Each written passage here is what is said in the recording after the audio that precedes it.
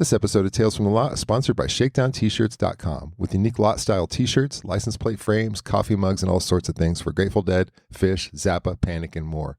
ShakedownT-shirts.com, where all U.S. orders over $35 ship free. And just for Tales from the Lot listeners, use the code LOT20 for 20% off of any order. That's LOT20. Hey, real quick, before we kick off this episode of Tales from the Lot, I've got some exciting news to share with you. I've been working on a project called Summer Tour The Game, inspired by our love of following our favorite bands around. It's a tabletop board game where you chase shows, collect ticket stubs, and relive the magic of live music, all from your own tabletop. I'm thrilled to announce that the Kickstarter campaign for Summer Tour The Game is launching on May 12th. If you're a fan of this podcast, then I think you're really going to enjoy this game. You can check out a short video and all the details at summertourthegame.com. So whether you're a seasoned road warrior or a tabletop gaming enthusiast or just looking for a new way to connect with friends, I invite you to check out the campaign and consider supporting it. Every pledge and share and word of encouragement makes a difference. I'd love it if you would help spread the word and make Summer Tour the Game a reality. Thank you, everyone, for listening and being a part of this journey. And now on with the episode. Tales from the Lot, episode 22. Those were the days, as Archie would say. My guest is Bruce Ascher from Putnam County, New York. Here we go. Welcome to Tales from the Lot. I'm Will. My guest this week is Bruce Ascher. He's coming to us from Putnam County, New York. How's it going, Bruce?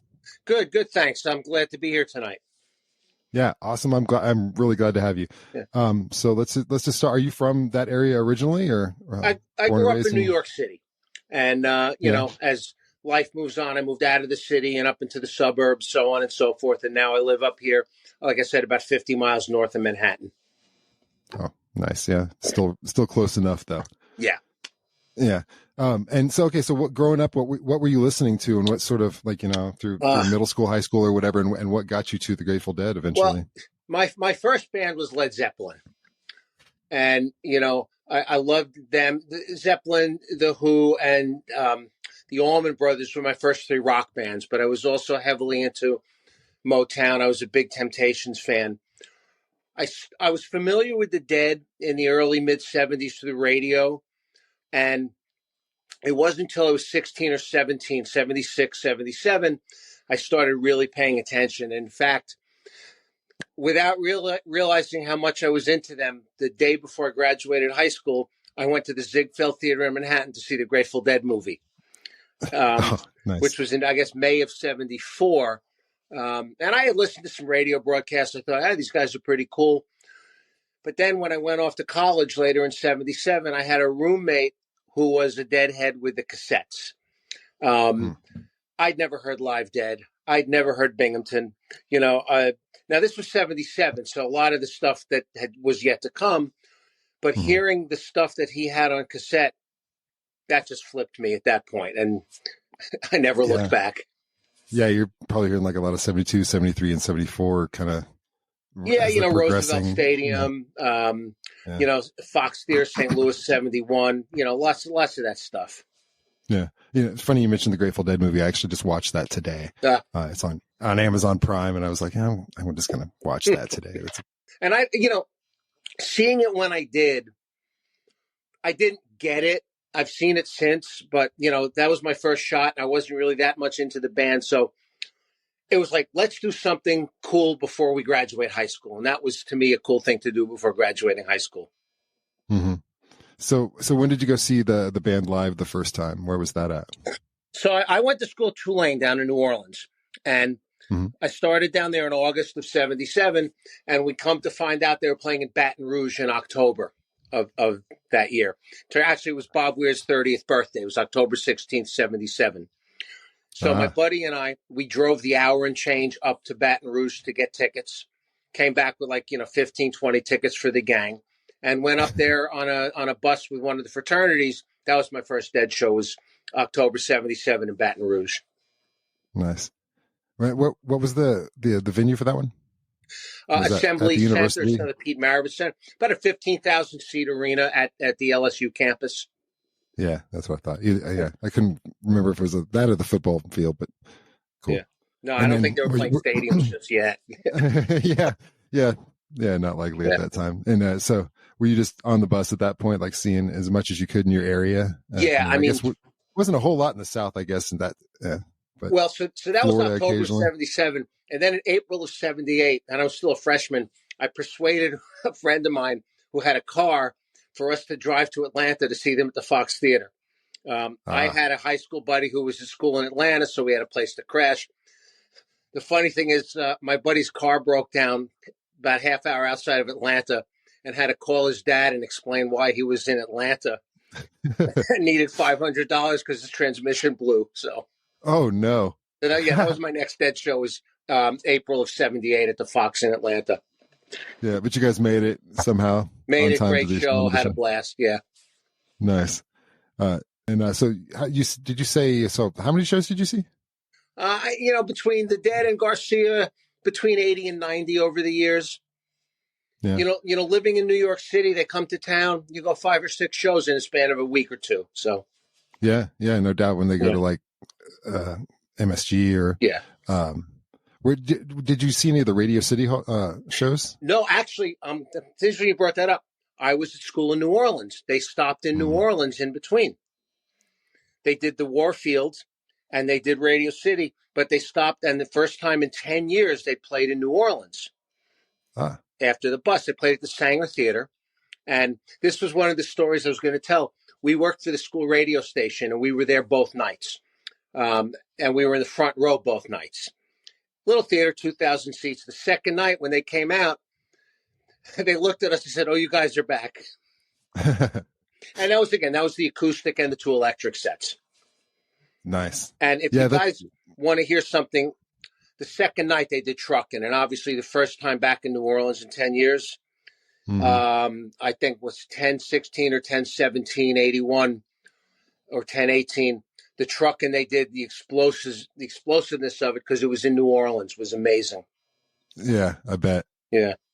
There was something to be said about those audience tapes sometimes, like that, or one that always stood out to me was it was like 10, I think it's 10/16/89 or something like that, Bob Weir's birthday, where it's like in and out of play and you could just hear the crowd going crazy the whole time. Like it's one of those that I just love to have on an audience. It's interesting you brought up audience tapes, and if we're going chronologically, right, if I may. Yeah. So, yeah. We're here to nerd out on the Dead. I was in school in New Orleans, and so in late '78 when Jerry got sick and they canceled a bunch of Northeast shows, right? So we're home for Christmas break, late '78, early '79, and they rescheduled the shows. So we drove down to the Spectrum on January 5th without tickets, and we picked up tickets for the Spectrum show, which was a Friday night. We came out and it was snowing out. We made it as far back as Princeton to a buddy's house. That's as far as we could go with the weather. Saturday, no show. Sunday night, a show at the Garden, which was okay, not great. Monday night, which was January 8th, there's no soundboard recording of the show, and it's my favorite Scarlett, my favorite Terrapin. There's no soundboards. It's all audience wherever you turn. And it was explosive that night. I'd love to find a soundboard, but even if you're familiar with Re-Listen, yes, it's audience recordings on that. They were explosive show. It was an explosive night. I'd love to hear a soundboard, but there just isn't one anywhere. It sounds like it's time to petition that to be the next release. That would be awesome. Yeah, I'll get Dave Lemieux on the phone. That's right. So everybody listening, email Dave. January 8th, 1979, MSG. There we go. Yeah. There we go. We need a crisp recording. And then I left the next day to go back to college. I missed the Dark Star at Nassau Coliseum. Yeah. What are you going to do? Well, yeah, you just have to keep going then to catch it the next time. Exactly. That's the beauty of it. Yeah. Oh, absolutely. Absolutely. But you go every night. Yeah, you go every night. Yeah, for certain. Yeah. So what are some other standout ones that you saw? I mean, the 5 nights in '87 at the Garden with that Morning Dew, that was the Friday night show. That was an amazing night. And aside from the Good Lovin' La Bamba and the Great Morning Dew, what I remember that night, and I posted this, Bob Weir was incredible that night. Mm-hmm. Vocally, he was just so on point. If you listen to the Watchtower, he was spectacular that night. That's one. That's one that stands out. Um, I do remember I wore that tape out many years ago. yeah. Yeah. That '79 show I mentioned at the Garden. Mm-hmm. I saw them out in Salt Lake City, which was a tremendous show in 1981. Mm-hmm. That's a kind of a cool road. That's my favorite road trip story. And it also involves another musician beside the Dead in the story.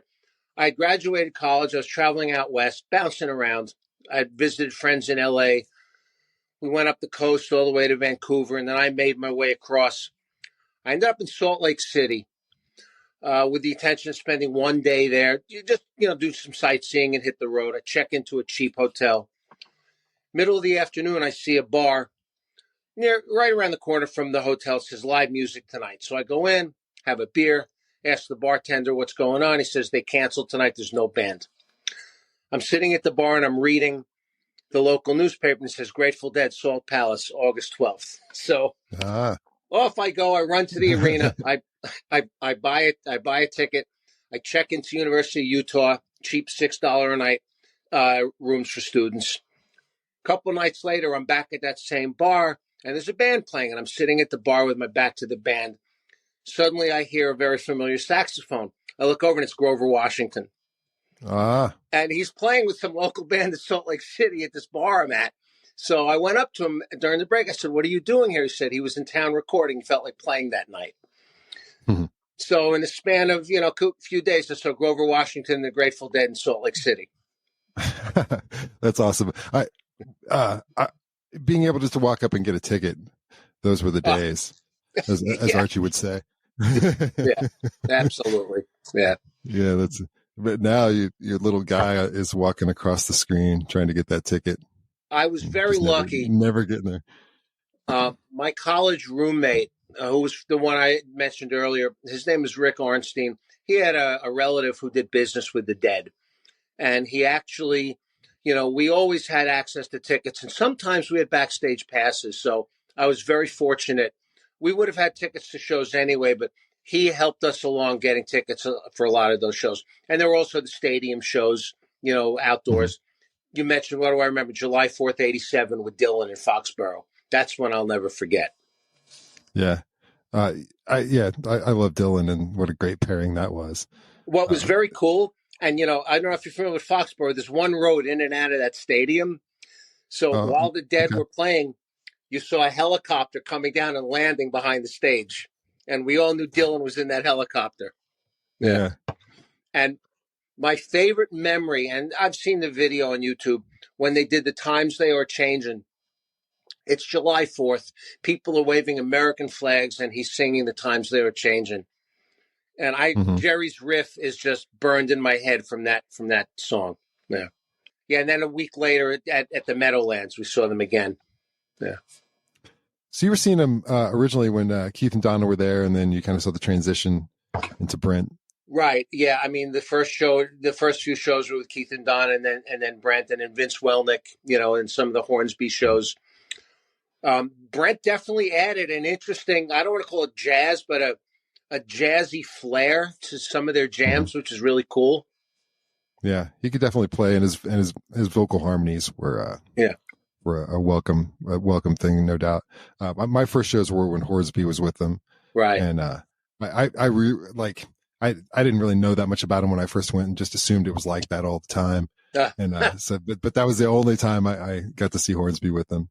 Yeah, but I liked Vince. That was short. It was. Yeah, it was. It was my entire Dead viewing career, I guess. I started in 91, and then just saw a bunch through as much as I could. But it's that's all I got to see. But I liked Brent a lot, and what he provided vocally and musically too. Yeah, I saw a lot of Garcia band shows as well.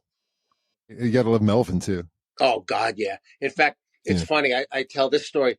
Halloween, 1993. All right. Giant Stadium. the Jets and the Giants were playing, and Jerry was playing at the arena next door that night. Oh. So there were my buddy and I. We weren't the only ones who had tickets to both shows. So, it was a rainy, dreary, miserable day, but our seats at the football game were under, so we were protected. And when the game ended at 4, there was a bar sort of in between the venues, and a lot of people who had tickets for both were hanging out there, and Matt Dillon was one of them. Oh, nice. And he was in there hanging out, and all these people that were at the football game were then going to the concert. Yeah. Okay. That's pretty convenient and a great day of entertainment, too. Oh, absolutely. Rise and shine and start your day with a crunchy dose of peace and love at breakfast time. Introducing Hippie Krispies, the cereal that'll have you saying far out with every spoonful.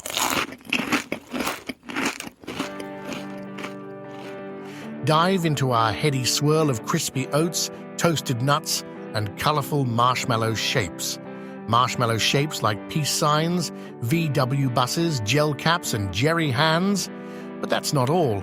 Inside every box of Hippie Krispies, you'll find a surprise. Like a working mini lava lamp, a tie-dye spoon, or our collector's series LSD blotter paper reproductions of some of the most iconic blotter paper artwork ever created. Collect all 10. No LSD included. So why settle for ordinary breakfast cereals when you can start your day with a bowl of pure good vibes?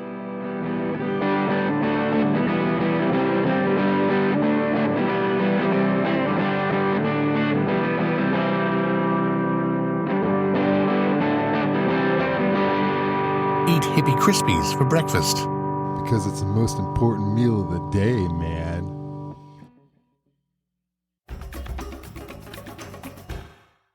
Earlier, we were talking before we jumped on here about a Grateful Dead cover band that you see occasionally in the area. Grateful Bro, is that right? Grateful Bro, and Bro stands for Blues Roadhouse Orchestra. Okay. Yeah, they play primarily in the New York area, but like I said, and they do a lot of Dead, but they mix in Steely Dan, the Stones, Santana. They're terrific. They play outdoor venues in the nice weather out here, and they play all the bars in areas New York, New Jersey, Connecticut. They don't do much traveling beyond that area, but of all the Dead cover bands, and I'm not talking about J-Rad or Dark Star Orchestra, but the local bar stuff, these guys are far and away the best one that I've seen in a long time. There's probably a fair amount of them in New York. There's Bob's Dead. There's Gratefully Yours. There's it's Grateful Bro. The Stella Blues Band. There's a lot of them. Yeah. Yeah, I think we have 4 or 5 semi-decent ones here in Denver too. Semi-decent or better. I don't want to slight anybody, but there's 4 or 5, and they all play the same places. Yeah. There's the circuit of Dead places, and they do pretty well. I did stop over in Denver on that trip. I think it was after the show in Salt Lake City. I stopped in Denver for a couple of days. That's been a long time ago. So. Yeah, it's a much different place. Probably even better at that point than it is now. Yeah. But, I did see the Dead in Ann Arbor was the Midwest place I saw the Dead was in Ann Arbor in '79. Yeah. That was the majority of the shows I saw were like, I saw maybe, I don't know, a bunch at Deer Creek, and then 94 summer tour, I did like 12 or 13 in a row, or just sort of circling around the Midwest. I mean, all those places in the Midwest I hear about, and I have tapes, and I listen to, Dave Lemieux. I never saw the Dead outdoors at any of those type of venues. It was always stadiums. Yeah. Again, by the time I got into them in the late 70s, they were starting to do the summer stadium shows. Mm-hmm. So, my first outdoor show, oh God, it must have been somewhere in the early 80s. 77 Englishtown. I was already down in New Orleans in school. 78 Giant Stadium. I was already down there. So it was always Giant Stadium or Foxborough. I never saw them at one of those cool outdoor venues. Yeah. Yeah. Probably the best one. I like Deer Creek a lot. One of the best venues I've ever been to. I don't know if I don't even know if it's still there, but it's called Mud Island, and it's in Memphis. I've And never I saw heard of fish it. there one time. Yeah, I saw fish there one time, but it was very cool because there was a bridge that went out over the Mississippi. You had it was long 1/4 mile bridge. You would walk out to this little island in the middle of the Mississippi, and the seating and the That's stage cool. down, and behind the stage is Memphis downtown. And so you're That's just cool. like, yeah, super cool stadium, or not a stadium, but like just like an outdoor auditorium kind of thing. It was small, maybe 6,000 people. Cool place. I don't even know if it's still there or not. I saw fish. There's an amphitheater outside of Hartford similar to that.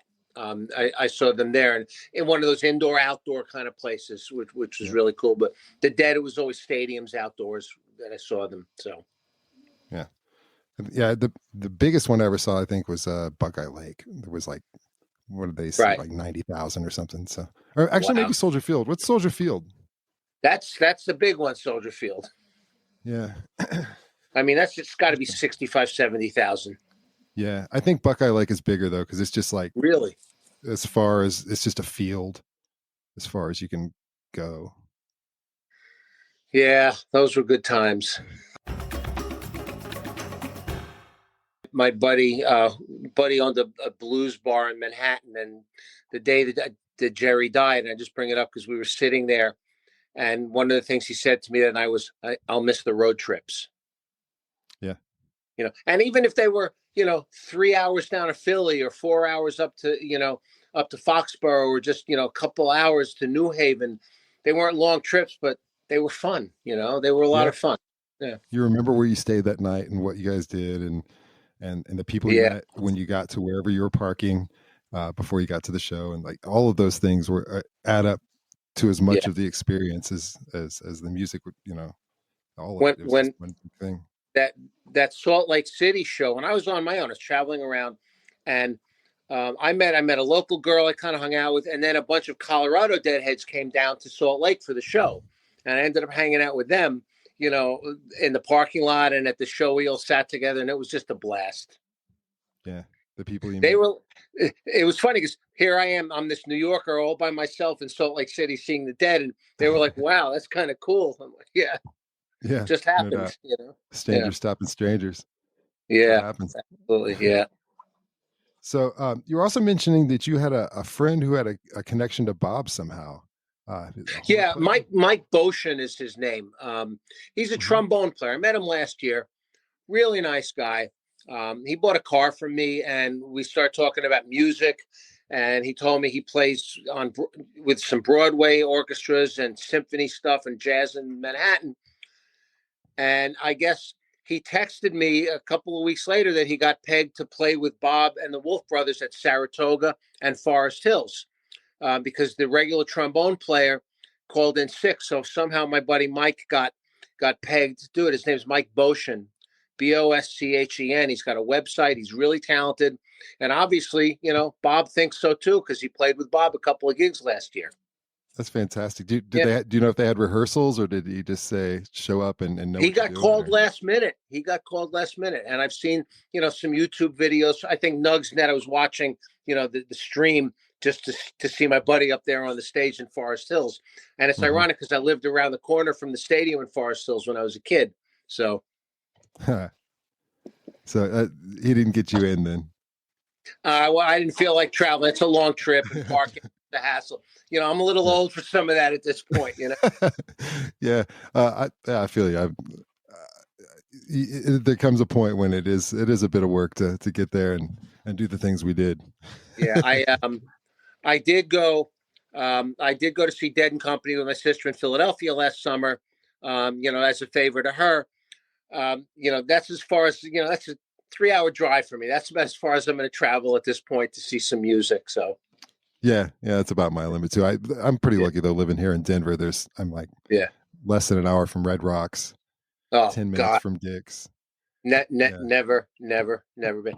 So my ex-wife, who I get along with, was supposed to see John Prine there a couple of years ago, and he was still alive when he got sick. But then she got to see Tedeschi Trucks there. Oh wow! So I'm jealous because I've never. I mean, Tedeschi Trucks, and she got to go to Red Rocks, and I've never been. It was funny when they come to Manhattan, they would just like move into town. And I had a girlfriend from Wales who lived around the corner from Madison Square Garden. And when the Dead came in for one of their 6-7 night runs, she used to say, "Me neighborhood's a bloody commune." So you see all the kids wandering and the VW buses just all around the Madison Square Garden for days. Yeah. That's yeah. I took her to a show, 91, and she was, she was more into the English New Wave stuff. And, I like the Smiths and the Cure and all that. But I took her to a Dead show and she really enjoyed it. Nice. Yeah. I find that anybody can find something redeeming there. They play so many different styles and, they cover so many bases that some, you may not like it all, but you'll have a good time nonetheless. I've told people over the years they're the best country band ever, Yeah. They are really country at heart. I mean, Jerry's really picking some country licks a lot of times mixed in with the madness. I have 20-year-old twin daughters, and when I used to play Old and in the Way in the car, they'd say it's farmers music. yeah, maybe so. That's all right. Nothing wrong with farmer music. That's farmers music. So. Oh, well. All right. So, I like to ask, because Deadheads are into cool stuff. So what's something that you've seen or heard recently, an album you've heard, or maybe a book you've read, or something that's really struck you as interesting that listeners might be like to check out? I'm reading Peter Shapiro's book right now. You familiar with Peter Shapiro? I am. What is his book about? It's called The Music Never Stops. And it's basically his story from, and he did the Fare Thee Well tour, but it's, and I'm about a third of the way through it. From the clubs he was involved with in the city, the Wetlands, which is a place we used to hang out in, to his involvement with some of the bands and the management. Now I'm having a brain fart. John Popper's band. What's John Popper's band's name? Blues Traveler. His involvement with them, in the city, and with the Wetlands, and moving in through getting involved with Fare Thee Well and his relationship with the Dead. And he runs the Capitol Theater now. So I'm reading that, and it's really interesting. Musically, I'm not up on what's new and exciting, really. There's a couple of, it's an old girl band out of Brooklyn called Say She, which I really like. Kind of got a Motown all-girl vibe to it with sort of a, I don't want to call it an emo beat, but it's really nice. The radio station I listen to, Fordham University, their radio station in New York, WFUV, that's the best music station in New York City. They play they play new and interesting stuff. And I'll hear something, and then I'll run home and, put it on my, my Apple Music and download it. But a lot of stuff I'm not familiar. I don't remember names, but they do play a lot of really cool new stuff. The other, you mentioned books. One of my favorite writers, T.C. Boyle, who's from Peekskill, but he lives in California now. His writing has a sensibility, I think, that a lot of Deadheads would like. Drop City is about a commune in California. And he teaches at Santa Barbara. He's a brilliant writer. You ever seen the movie The Road to Wellville? No, but I have heard of it. With Michael J. Fox. It's about Dr. Kellogg and his farm in Michigan.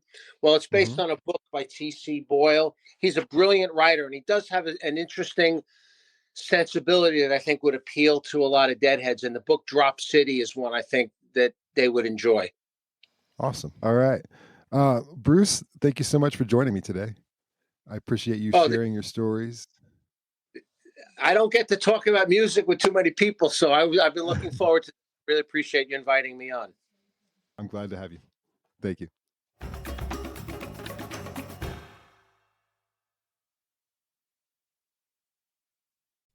Hey now, do you have a great story about a Grateful Dead show you were at? I'd love to hear it and maybe have you on the podcast. Send me an email at will@talesfromthelot.org and let me know what show you would like to talk about and what made it so special to you.